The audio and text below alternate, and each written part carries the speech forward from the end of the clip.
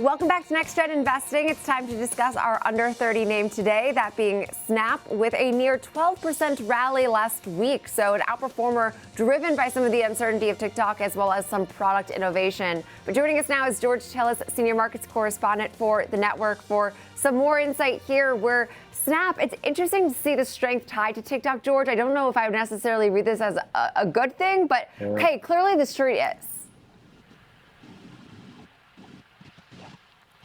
So in regard to Snap, George, I mean, what really are you seeing as of late? Because, hey, we're starting off this week on another bright spot as, you know, just adding to the strength of the last 5 sessions.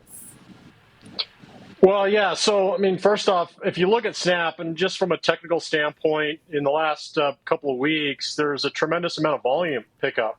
If you look at the average volume in Snap, averages are over 200 million. Per day, which is about double the 3-month average. So that's important because a lot of times we start to see, pickups and accumulation of shares with larger volume profile activity in stock, especially this one, which if you look at the last 5 years, irrespective of the move in the last couple of weeks, which has actually been very good, over the last year, it's still down about 15%. But over the last 5 years, Jen, and we've talked about some of the problems with Snap, it's down 65%. So this is interesting because we are seeing a technical sort of momentum burst occurring. It did try to breach above the 200-day moving average today. It failed it. So that's something to be mindful of. But it's starting to look interesting nonetheless. I think the corollary may be associated with the TikTok deal.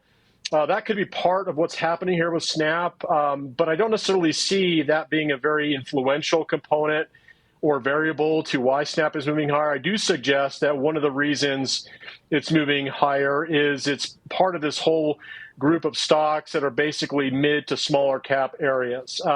Market capitalization around $15.5 billion. And that's something to be mindful of. So I think that's also why we're seeing some movement in this name, because we have seen some significant price action, positive price action in small caps and mid caps like Snapchat. The other thing is this is sort of a lost and forgotten stock from an investment standpoint. But if you look at the profile of the business, even going back to last quarter, which I reviewed, they're growing their business quite substantially. Now, total sales last quarter were higher by almost 9%. But if you just look at the makeup of their monthly active user base, which is domestic and globally combined, it's over 930 million. That's again on a monthly basis. Daily active users, again, close to 470 million. So this company has reached a lot of folks, but it really hasn't been able to monetize their activity on their platform. But I think, again, if you consider the prospects for the business to maybe be sort of a corollary kind of company towards TikTok or bring some elements of technology like TikTok to Snapchat, that actually might attract some more advertising, because one of the challenges Snapchat has faced over the years is it really hasn't had a direction, and it really hasn't had a proven platform for monetizing ads. And so therefore, advertisers or publishers have been apprehensive to stick to the platform, unlike Facebook or Meta platforms with Instagram and so forth. TikTok obviously has encroached on maybe some of Snapchat's, younger generation users. But nonetheless, this company seems to have some value associated just with the number of monthly active users and even daily active users, both in North America and the rest of the world.